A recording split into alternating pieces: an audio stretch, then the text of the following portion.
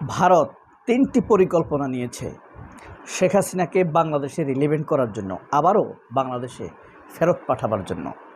এর কারণ কি জানেন? শেখ হাসিনাকে রাশিয়াও নিতে চায়নি, আমেরিকা, ব্রিটেন এসব উন্নত দেশ তো নিবেই না, কাতার, বুলগেরিয়া, পোল্যান্ড এরা কেউ শেখ হাসিনাকে গ্রহণ করতে রাজি না। তার উপরে ভারতের উপরে শেখ হাসিনা এখন একটা চাপ, বোঝা হয়ে গিয়েছে।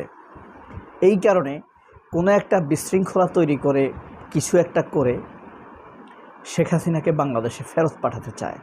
এই ফেরত পাঠানোর জন্য 3টি উদ্যোগ নিয়েছে ভারত। এই 3 পদক্ষেপে, এই 3 তরিকার মাধ্যমেই তারা শেখ হাসিনাকে ফেরত পাঠাতে চাইবে। ভারত প্রয়োজনে বাংলাদেশকে নিয়ন্ত্রণ করতে 100 পদ্ধতি অবলম্বন করবে, 100টি পদ্ধতি অবলম্বন করবে, একটার পর একটা কাজ না করলে আরেকটা করবে, একটা ইনঅ্যাক্টিভ হয়ে গেলে আরেকটা করবে, একটাতে ব্যর্থ হলে আরেকটা করবে, এভাবেই তারা চালাবে। তবে শেখ হাসিনার জন্য 3টি প্রধান পদক্ষেপ নিয়েছে। শেখ হাসিনা এখন আর কোনো পক্ষ নয়, প্রতিপক্ষ নয়। শেখ হাসিনা হলো একটা গুটি, ভারতের গুটি। ভারত, ইন্ডিয়া শেখ হাসিনাকে দিয়ে বাংলাদেশের সাথে গেম খেলতে চাইবে, গুটি করতে চাইতেছে। প্রথম যে উদ্যোগটি ভারত ঠিক করছে সেটা হলো তারেক রহমানকে বলদ বানানো, বোকা বানানো, বিভ্রান্ত করা। বিভ্রান্ত করে কি বুদ্ধি দিবে যে এটা আপনার মহত্ব হয়ে থাকবে বাংলাদেশের রাজনীতিতে, শেখ হাসিনা আসলে ফেরত আসা উচিত, নয়তোবা আপনি জামায়াতকে ঠেকাতে পারবেন না, এই ধরনের নানান রকম কথা বলে। যদিও তারেক রহমান সঠিক পথে থাকে, তবুও এই দেশীয় যে ভারতের দালালেরা আছে তাদের মাধ্যমেই মূলত প্রথমে তারেক রহমানকে বিভ্রান্ত করবে, তার সঠিক সিদ্ধান্তের ব্যাপারে তাকে বিভ্রান্ত করে দিবে। তারপর কেউ তাকে ভুল সিদ্ধান্ত দিবে, তারপর ভারত তার টোপ দিবে। এই প্রথম তরিকা হলো এটি। এই পদ্ধতিতেই তারা মূলত শেখ হাসিনাকে ফেরানোর প্রথম চেষ্টাটি করবে। দ্বিতীয়ত হলো, শেখ হাসিনাকে যদি ফেরত পাঠাতে না পারে তাহলে তারা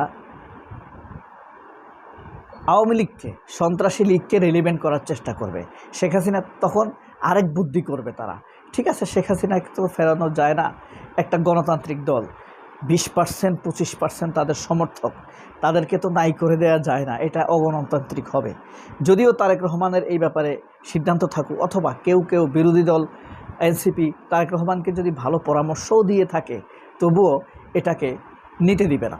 কারণ হলো, পৃথিবীতে তো নজির আছে, আপনার ইতালির ফ্যাসিবাদী দল, তারপরে আপনার এই যে জার্মানের হিটলারের নাজি পার্টি, এগুলো কিন্তু নিষিদ্ধ।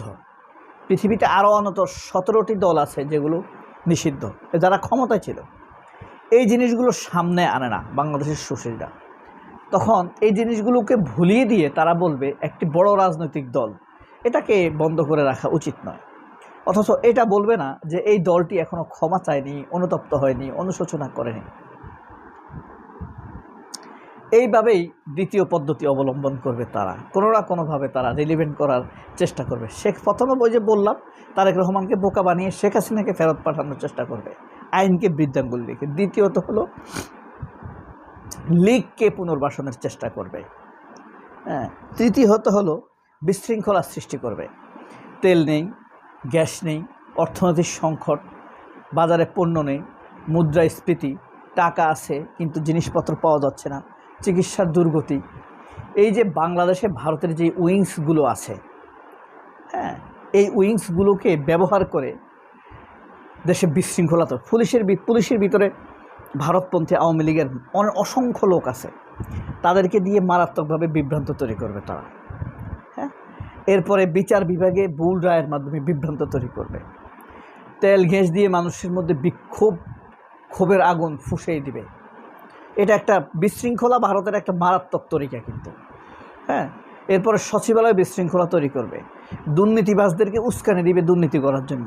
কারণ এই সকল দুর্নীতির দায়ভার ফাইনালি বিএনপিকে নিতে হবে, ভারতকে নিতে হবে।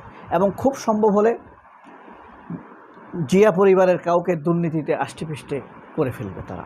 এবং এর মধ্যে, এই বিভ্রান্তির মধ্যে যারা ভারতপন্থী তাদেরকে বিভিন্ন পদায়িত করার চেষ্টা করবে। হ্যাঁ, যেমন আপনার ধরেন শেখ হাসিনার পাশে আছে কোনো একটা ভালো লোক, তারেক রহমানের পাশে, তার ব্যাপারে বিভ্রান্ত ছড়াবে এবং তারেক রহমানের মধ্যে সন্দেহ তৈরি করবে, তারপর তাকে সরানোর পর বাম ভারতপন্থী একজনকে প্রমোট করার চেষ্টা করবে, খুব ভালো হিসেবে বিএনপি দরদি হিসেবে উপস্থাপনের চেষ্টা করবে। এইভাবে তারা বিশৃঙ্খলা তৈরি করে পরিবেশ তৈরি করবে যে হাসিনাই ভালো ছিল, এরকম একটা পরিবেশ তৈরি করার চেষ্টা করবে। এই 3 তরিকা নিশ্চিতভাবে ভারত অবলম্বন করবে বাংলাদেশকে আবারও বিশৃঙ্খলা তৈরি করার জন্য। দেখেন, সেই 1981 সালে জিয়াউর রহমান যখন শেখ হাসিনাকে ফেরত আনেন, তখন কাদের পরামর্শ তিনি শুনেছিলেন? আসমরব, ইনু,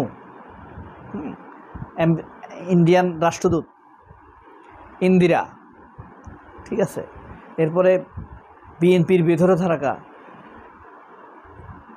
বদরুদ্দোজা,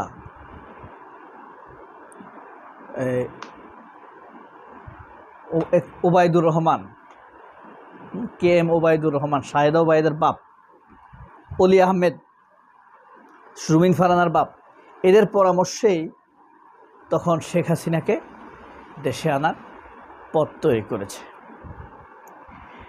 এখন যদি আপনারা বিএনপি সবসময় ক্রেডিটের ভাগ নিতে চায়, হ্যাঁ, নিজেরা কোনো কিছুকে গ্লোরিফাই করতে পারে না। যেমন এখন যদি এমন হতো যারা শেখ মুজিবকে 1975 সালে মেরেছে তারা খুব গৌরবদীপ্ত, সম্মানের অধিকারী, বিশ্বনাগরিক, তখন বিএনপি তাদেরকে নিজেদের লোক বলেই দাবি করত। আবার আপনি তখন দেখবেন সত্যিকার অর্থে যদি আল্লাহ না করুক শেখ হাসিনা ফিরে আসে, আওয়ামী লীগ তার সমূর্তি ধারণ করে, তখন বিএনপির লোকরা বলবে 24-এর সাথে আমরা যুক্ত ছিলাম না, আমরা তো বিবৃতি দিয়েছি, আমাদের মহাসচিব মির্জা ফখরুল বিবৃতি দিয়েছে, এটাই বলবে তারা। কারণ তারা ঝুঁকি নেবে না, তারা সবসময় ক্রিমের পক্ষে থাকবে, হ্যাঁ, রসগোল্লার পক্ষে থাকবে, যে কারণে তারা মাথা তুলে দাঁড়াতে পারে না, সরীসৃপের মতো থাকে। পিঁপড়া মিষ্টি দেখলে দৌড় দেয়, ঝড় দেখলে পালিয়ে যায়, যাবার চেষ্টা করে।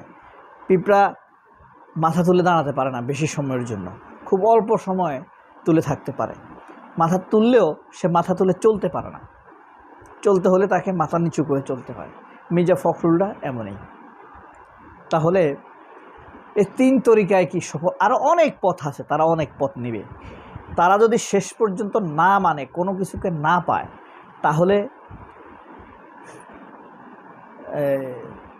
মহিবুল্লাহ বাবি নগরীকে তারা আওয়ামী লীগের সভাপতি বানাবে। ভারত, আওয়ামী লীগ না, ভারত। তবুও আওয়ামী লীগকে রিলেভেন্ট রাখবে। সবাই অনেক ভালো থাকবেন। আল্লাহ হাফেজ। আসসালামু আলাইকুম।